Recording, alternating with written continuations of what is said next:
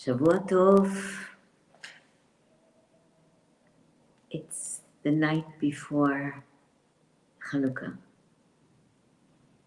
There is special light for Shabbos. There is special light for the whole week, next week, when every night we light a new candle for a new day of miracles. I think you all know the story of Hanukkah, the Maccabees, the odds, 1,000,000 to 1, and with spirit and faith and belief, Maccabees went out and won against the Hellenists, who tried to take away our identity, make us into something that we're not, take away what gives us and what makes us and what holds us together. And then comes the miracle. The temple destroyed and a mess. Can't light the menorah without the blessing of the oil of the high priest. And there is nothing. And they don't give up, and they search and they search, and they find a tiny vial of oil that's meant to last a week. But it lasts 8 days. 8 days of light in a black and dark time, but we won. You know, I just finished Shabbos a little while ago. It's not, it's early now, it's 5 o'clock that we finish. So I went to the internet, of course, to my telephone, to see what's going on. And the first thing I see is children floating in Gaza.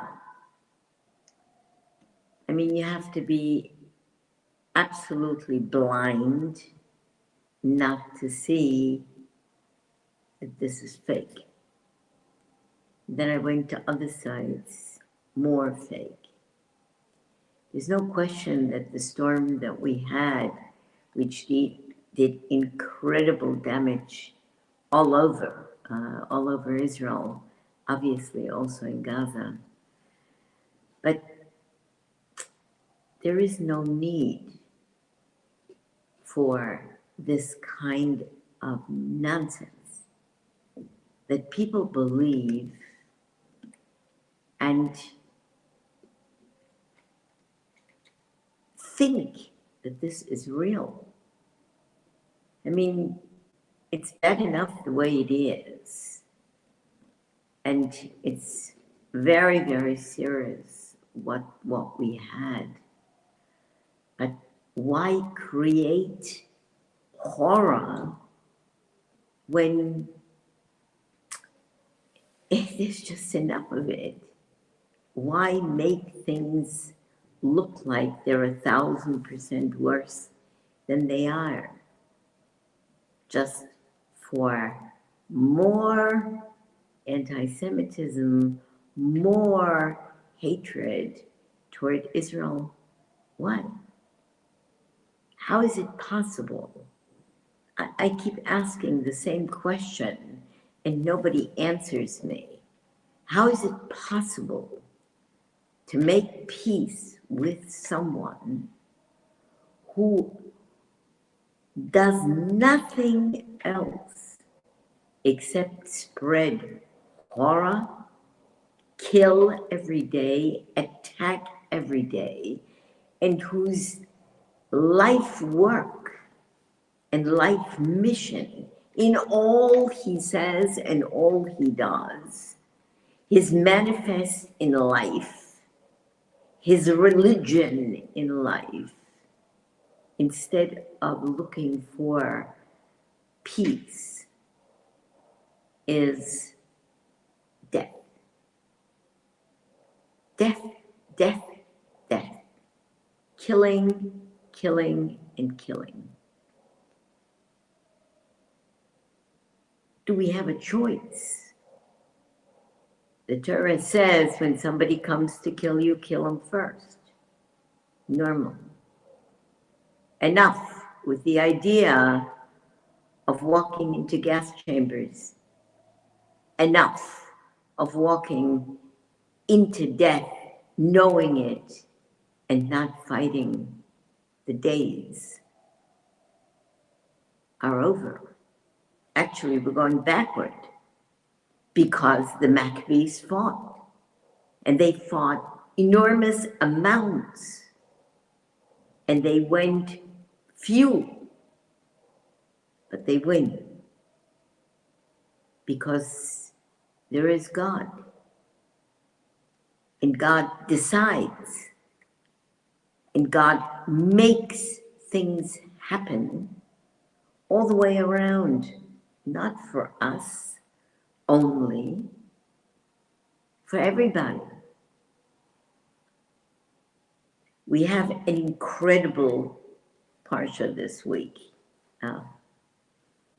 And I don't want to do parsha again, but what I want to do is, I have 8 years of parsha in Italian, so whoever is interested, go and go to YouTube and just put in the parsha, and 3 or 4 or 5 different versions will come up for every year. Vayeshev basically should be completely different because it means settled. And after all the years of suffering and fighting angels and fighting a magician and having 12 children and losing a wife and Shem and a daughter being raped. I mean, you take Yaakov's life and, starting with Esav, it's not a joyride.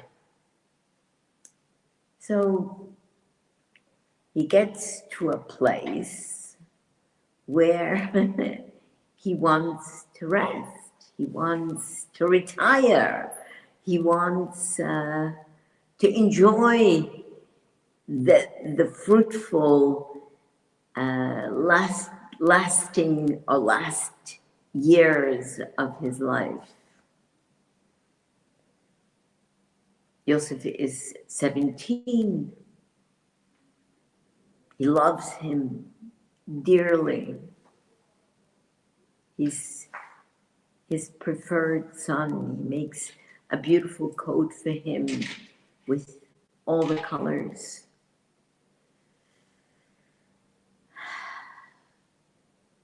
But his brothers hate him. Why do they hate him?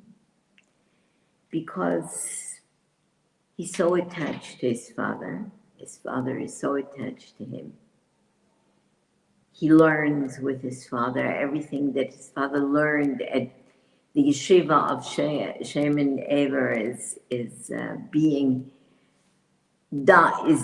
given to Yosef.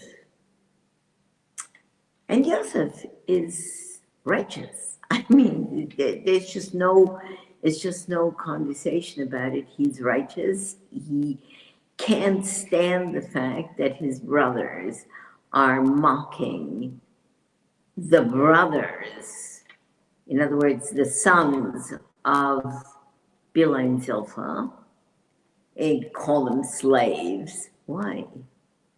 They're Yaakov's sons. They're just as much Yaakov's sons as Rachel and Leah's sons.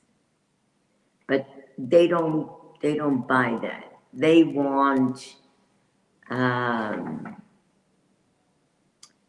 preferential treatment for themselves, and they certainly don't like the idea of Yaakov showing his preference by making this incredibly beautiful coat for Yosef.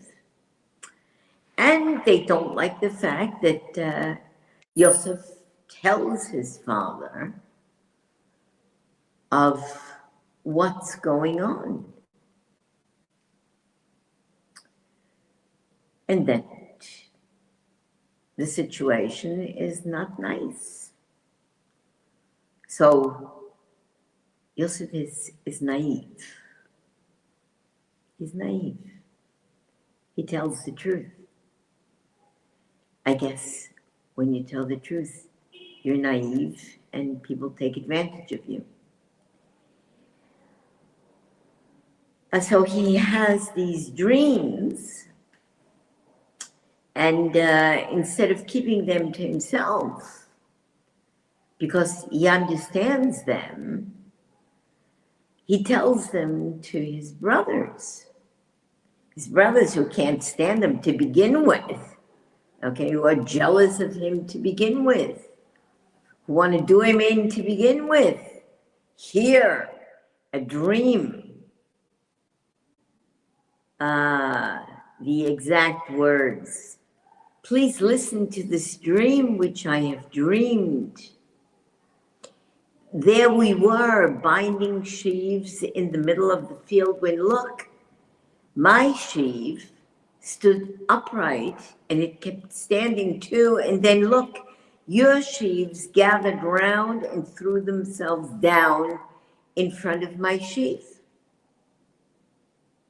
His brother said to him, does this mean that you want to reign constantly over us or rule over us the whole time? And they hated him even more because of his dreams and because of his evil reports. Yosef has another dream, and he tells his dream. Here I've dreamed another dream, just look. The sun and the moon and 11 stars threw themselves down before me.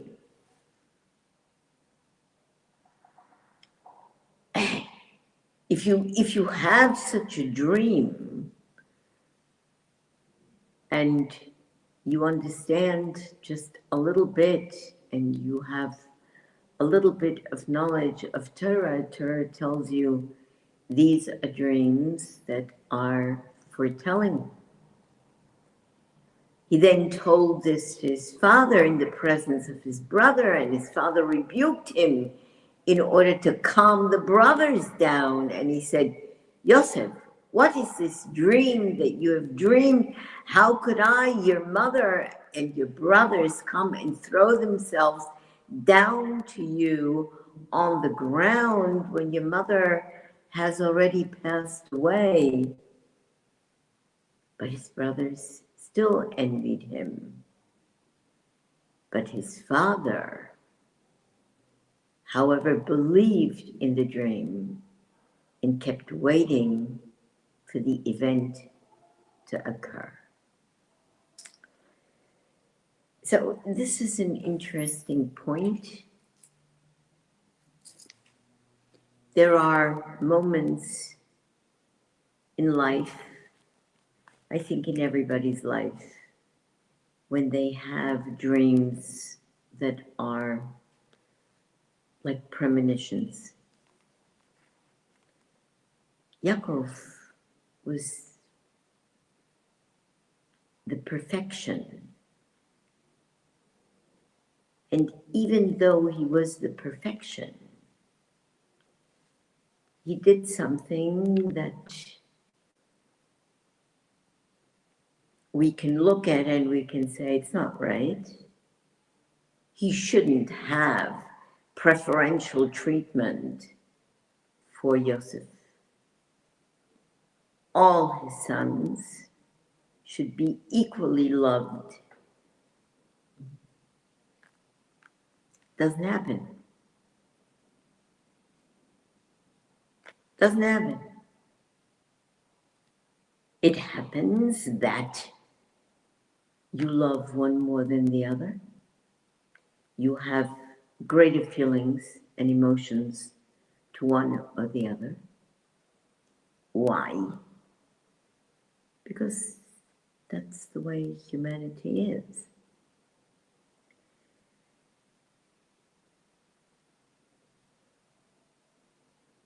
The brothers want to kill him. They just simply want to kill him. And we're talking about tzaddikim, we're talking about righteous. Each of the brothers are righteous. Where does this come from?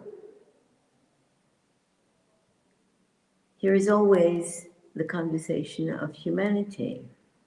So they go into the fields and they take their flocks. And Yaakov tells Yosef, go with your brothers, go see what they're doing, and come back and tell me that everything's okay. Well, he gets lost. The angel Gabriel sees him in the fields, tells him that they're not going to where he thought they were going, but instead he's going to Dosan, and that they are not part of the brotherhood anymore. What does this mean? The Torah is very clear. The angel Gabriel says directly, they've left here, they're not acting like your brothers anymore, for I heard them saying, let's go to Dosan, we'll find a legal pretext to kill our brother.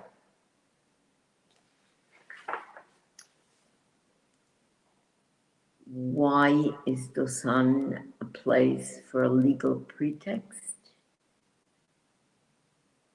Is that important?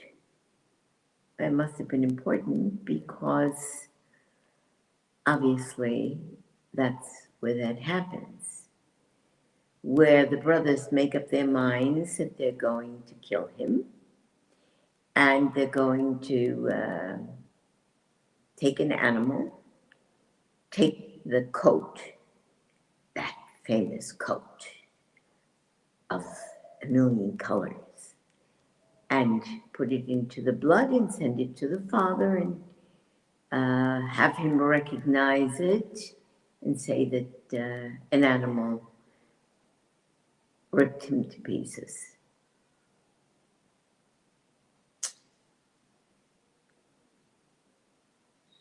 So they make up their minds that that's what they're going to do. Reuben says, don't do that. Instead, put him into a pit with scorpions and snakes.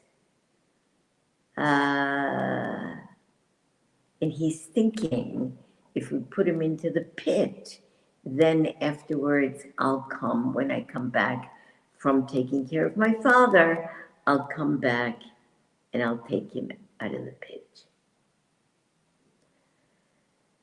So they'll do it. They do exactly that. They take the coat. They put the coat in blood. They put him into the pit, and then there is a group of Arabs that are coming by, and Yudah says, let's make some money on this deal. Let's sell him. That way we don't have blood on our hands. Great idea. And they sell him for 20 silver pieces. Not to the first group, but to the second group, and then there's a switch, and he winds up to be taken to Egypt, obviously, and he winds up to be bought as a slave by Potiphar, who happens to be the master butcher of the Pharaoh. And, you know, Hashem does things, and you can't, from one minute to the next, you have no clue. You can make plans, and things just don't work out that way. Why not? I did everything right. I put everything together. I logically designed it all. Why isn't it working?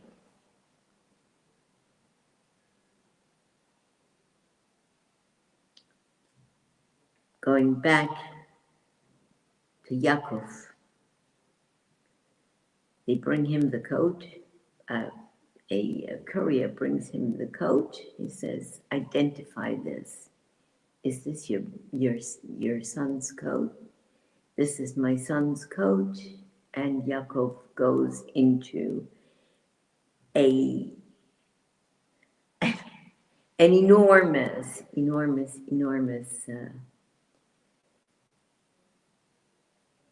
we would say today depression, but it's not a depression. It's a mourning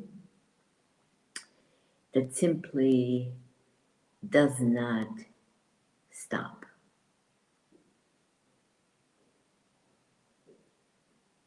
It's a mourning of a father for a child.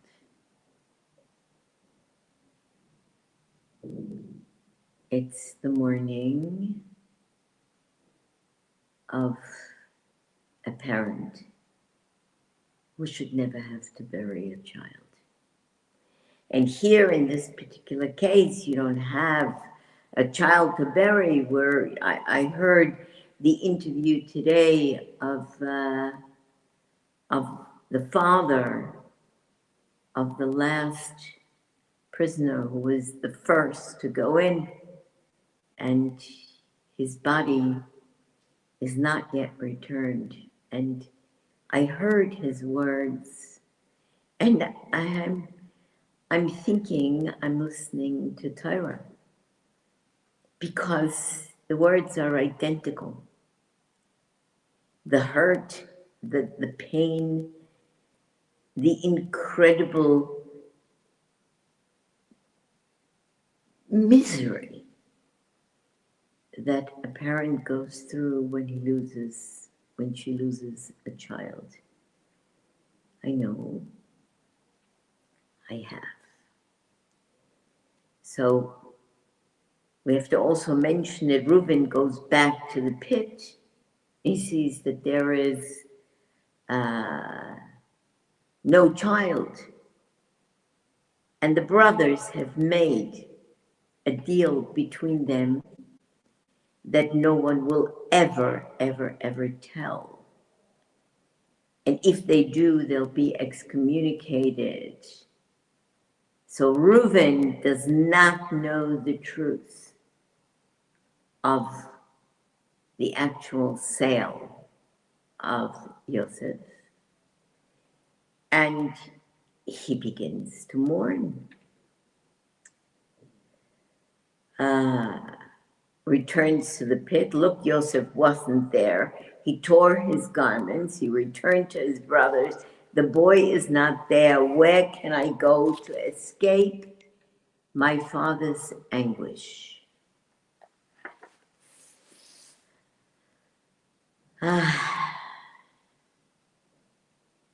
It's my son's coat. A wild beast has devoured him. Yosef has been ripped apart again and again and again. Yaakov tears his garments, sackcloth. He mourned many days for his son. And he says, I will go down to my grave while I am still mourning for my son, for I will never be consoled. You know,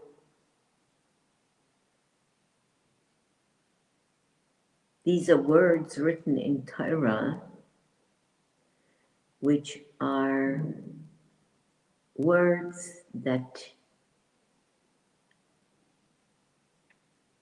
are timeless, because the pain of loss is timeless. We have no words to explain, to make sense of what happens. So the Midianites sold Yosef to Potiphar,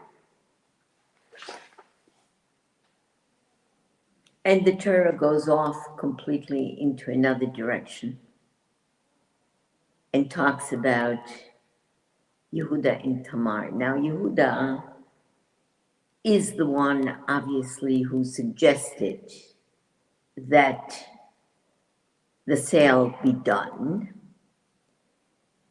When everybody sees, obviously, the reaction of the father, they go for the leader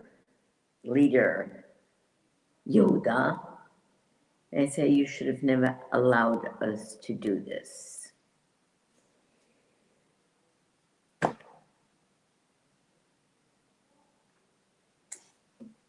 Who listens?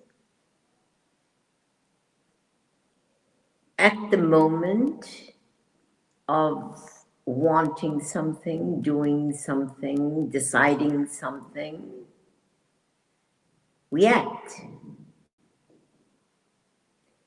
They wanted to do this.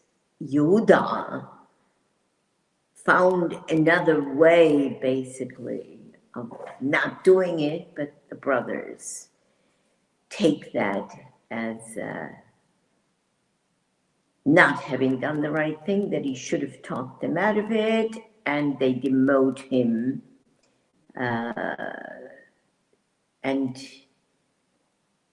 But there is the vow between them. So the vow is binding. None of the brothers who were part of this, ever told either Reuben or Yaakov of what actually happened. So here comes the story of Tamar and Judah, and the Torah goes off into a completely different conversation.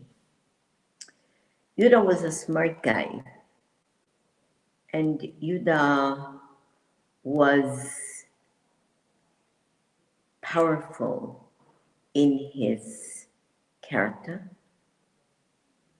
He said, okay, I can't deal with them. I will go and do my own thing. So he went into business, and he got married, and he had Er, which was his firstborn, and then he had Onan, and then he had Shelah.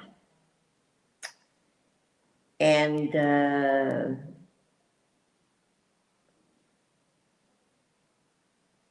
very, very little is said about any of this, because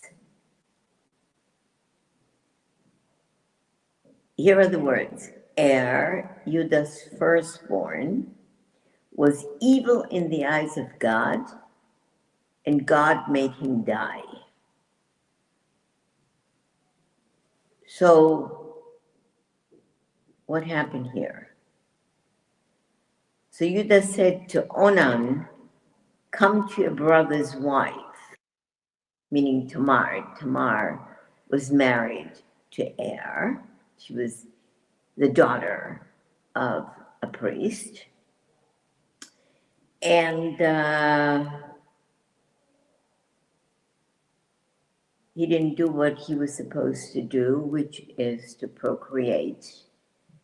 And that was not right in God's eyes, obviously, and God made him die.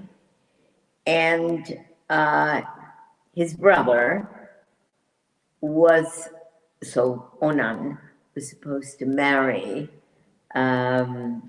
his brother's wife, Tamar, and continue the line of his brother in a levirate marriage, which was the way things were done. But he didn't want to do that because he knew that that wasn't going to be his name. The child was not going to be his name. It was going to be established under his brother's name. The whole family would be established under his brother's name. And he didn't like that, so he wasted seed. And so that was evil in Hashem's eyes, and he made him die too. So twice by the decision of heaven. So the next one, the next son was Shilah, and Tamar had to wait for him to get old enough, but it didn't happen. It didn't happen because, well, you know, two sons and the same woman, so it's not really a great deal to have my third son. Whatever, not important. Important instead is that Tamar wanted a child, and she wanted a child from Yehuda. So she took off her widow's dress and she made herself into a prostitute, and she sat on some corner where she knew she was going to encounter Yehuda, who was on a business trip with his sheep. And he saw her, and he said, get ready. She was a prostitute, so he wanted to be with her. And she said, well, what are you going to give me as a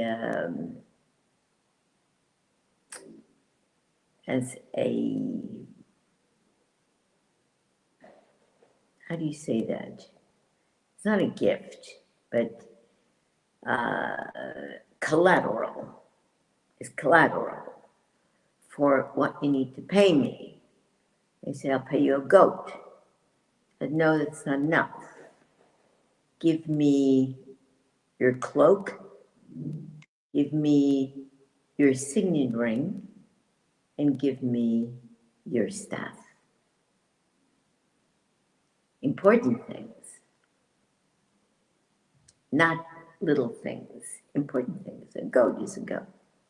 A signet ring, a staff, and a coat, that's premonition. After all, she knew who she was, and she knew who he was. He didn't know who she was because she veiled her face, and end of story, he didn't know. But she got pregnant. She got pregnant. Why? Because Hashem had plans. And after 3 months of being pregnant, people came to Yehuda and told him that his daughter-in-law got pregnant through harlotry. Oh, it's important to say that he did send the goat, and he wanted back, obviously, his collateral, but nobody knew who she was, and people said, no, there is no harlot here. So the harlot, Tamar, had collateral. And when Yehuda heard that she was pregnant through harlotry, it didn't come to his mind that his daughter-in-law would have been the harlot that he was. So, as in the times, he said, take her out and burn her. She was the priest's daughter, so she was to be burned.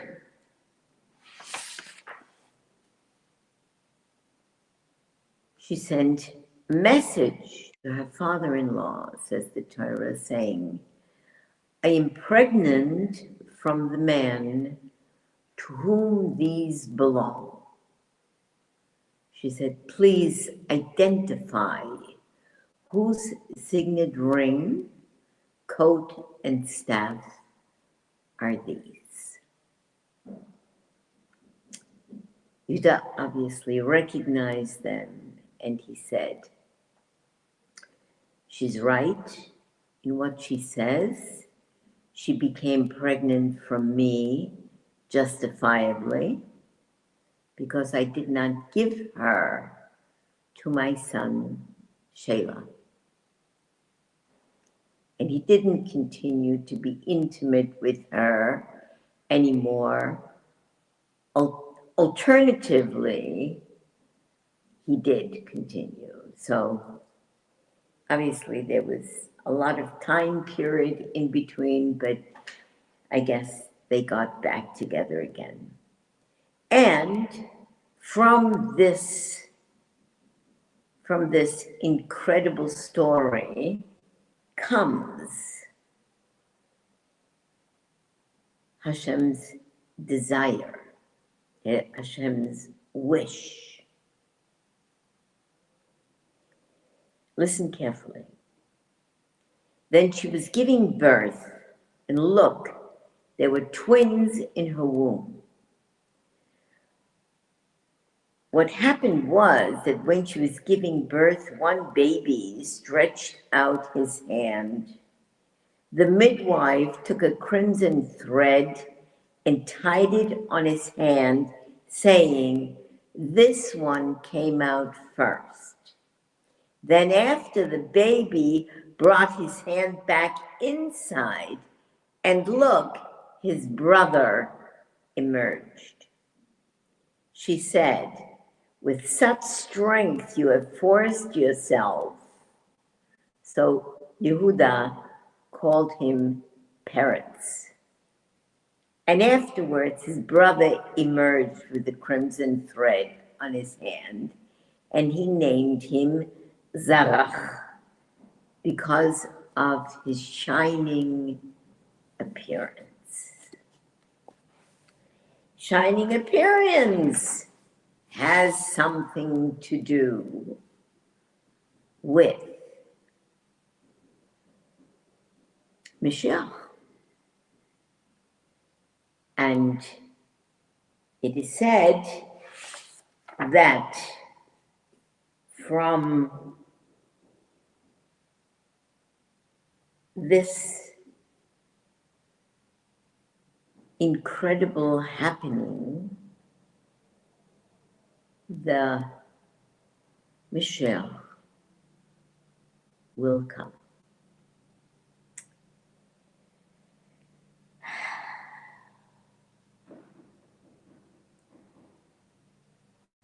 It's not easy. to understand, and we wait for, really, we wait for Mashiach to be coming from the union of a so-called harlot and the head of the tribes. It's very interesting, very, very difficult, and in order to understand, you have to seriously read Rashi and Gurarieh and Chizkuni and all of the various conversations of the sages who come up with explanations that are extraordinary and tell us what will be the future. Show us the road. Look, we go back to Egypt. Yosef is doing fabulously well at the house of Potiphar. Hashem is with him. He twirls himself and puts on makeup on his eyes. He's very, very, very handsome. And basically Potiphar puts everything into his hands. Everything blossoms. He realizes, hey, what do I need to worry about this? I have Yosef. Everything he does is obviously blessed by Hashem. We continue. He will do everything. I do my stuff, and off he goes. Potiphar's wife, on the other hand, has completely other ideas. And she wants, and she asks Yosef to sleep with her.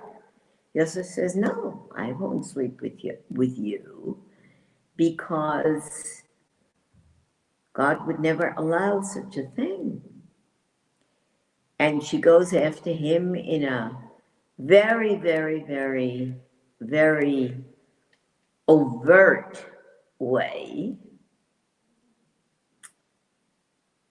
But before that, there is already judgment, because God says, you are pampering yourself, putting on,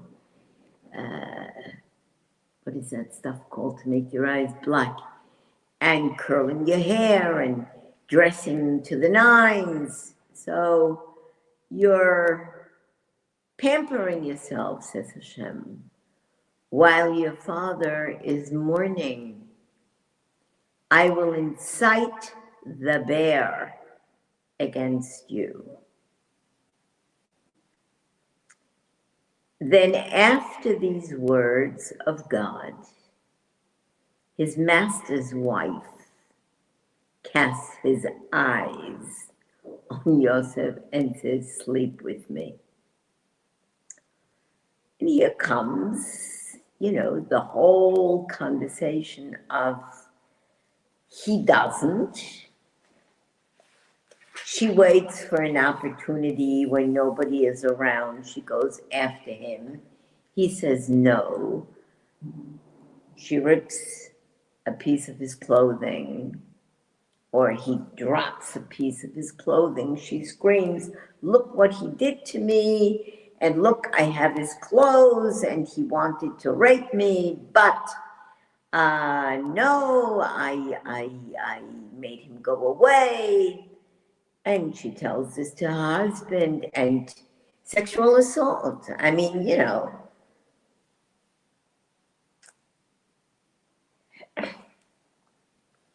Potiphar gets incensed. Here I gave him everything. I put everything into his hands, and he goes after my wife. What is this? All right. Puts him in jail. Puts him in jail, and the prison warden is only too happy to have this handsome, bright, brilliant young man. Sees immediately that he's great with the other prisoners. Everybody likes him, so he says, okay, take over. Take care of the prisoners. And he puts everything into his hands. And God was with him. And everything was perfect. So here come the great dreams again. Two prisoners come in. One is the baker, and the other one is the butler of the Pharaoh. Both of them obviously have done something to displease the Pharaoh, and they get thrown in jail. They get thrown in jail, and they get put into the care of Yosef. One day, Yosef comes in, he sees that they're both very disturbed, and he says, what's going on with you? Why are you disturbed? Well, we had a dream, both of us had a dream the same night. The king's butler had a dream. The king's baker had a dream, but they're depressed because they have nobody to interpret the dream. And Yosef said to them, don't dream interpretations come from God. Please tell me your dreams. The chief butler tells him, a vine was before me, and on the vine were 3 tendrils. It seemed to be blossoming, and its buds came out, and then the clusters ripened into grapes. Pharaoh's cup was in my hand, and I took the grapes and I squeezed them into Pharaoh's cup, and I placed the cup on Pharaoh's palm. And Yosef said to him, this is the interpretation. He didn't say, I'll think about it. He didn't say, well, maybe I'm right or maybe I'm wrong, or this is my opinion. He says, this is the interpretation. The 3 tendrils are 3 days. In another 3 days, Pharaoh will count his officers to serve him at a meal, and he will count your head and restore you to your position. Then you will place Pharaoh's cup into his hand, just like when you were his butler in the first instance. No here, no there, no thinking, no talking, no nothing. This is the interpretation. And then he says something that he never should have said, that cost him 2 years of his life in prison. If you would then remember me alongside you when things go well for you, please do me a favor and mention me to Pharaoh and get me out of this prison. For I was kidnapped from the land of the Hebrews, and I haven't done anything wrong here either. And they put me in prison.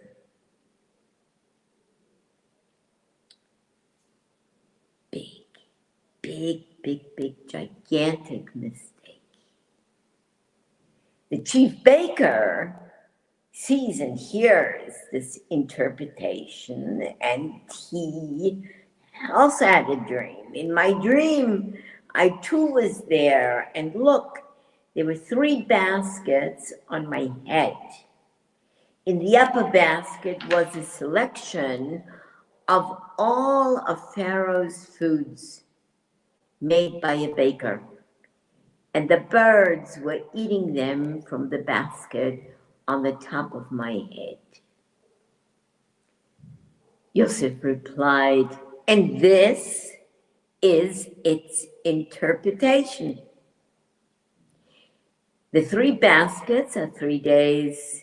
In another 3 days, Pharaoh will remove your head from you and hang you on the gallows, and the birds will eat your flesh off you.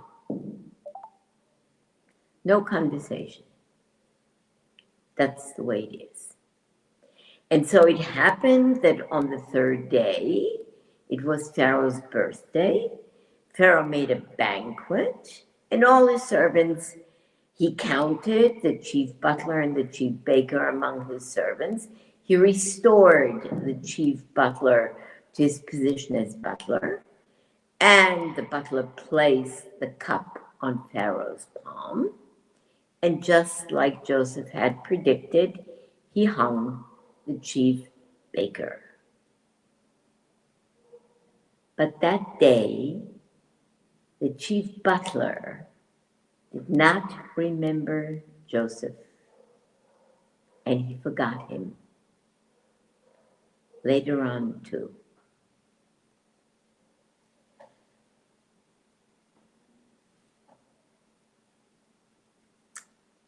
Why did it cost Joseph 2 years more in prison?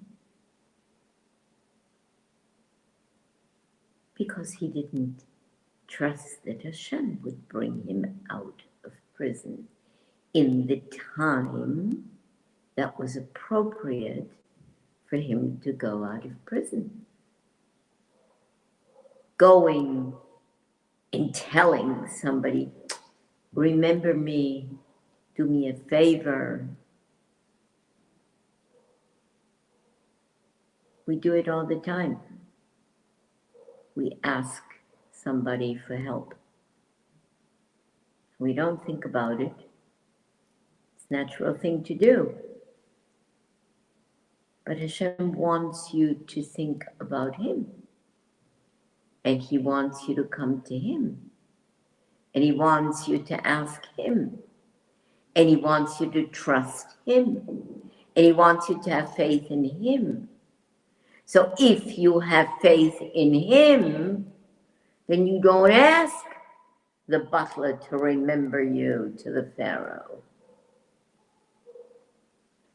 You say, okay, Hashem. Okay. Your time obviously is not my time. And my thoughts and my desires are obviously not your desires. Because if you want me to have all my things for Hanukkah, then my stuff would have arrived. The container would have gotten here. My dream was that I would make a big Hanukkah party with all of my beautiful things, all of my collection of menorahs, which if you follow me, you see them. Every year I have big Hanukkah parties with all the menorahs lit. But it didn't happen. So I went and I bought a beautiful menorah of the 50s. Go right into my collection when all my things get here in Hashem's time. And I'm going to make a party anyway. Without anything, with what I have, and we will all celebrate the light and the miracle of Hanukkah. And when the time is right, my container will arrive and I will do what I need to do in Hashem's time. It doesn't mean that I can't desire. It doesn't mean that I can't try. In this particular case, I really couldn't do anything anyway, but my mind at least was there. But at the end of the day, Hashem decides, and what He wants, and what is His desire, and what He wants to give me, and when He wants to give me, or if He wants to give me. All of it with faith and hope and belief and trust. Hashem, bring us light, bring us peace, give us strength to overcome all the evil in the world. Make us see and understand your love and your power, and give us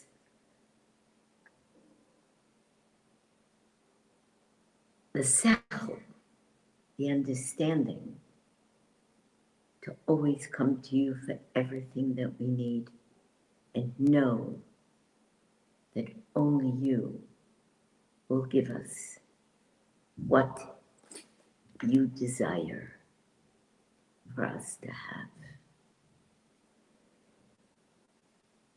8 days of light, may it open the hearts of all, enlighten every corner of the world. Into the darkest places, let the flame bring hope and peace.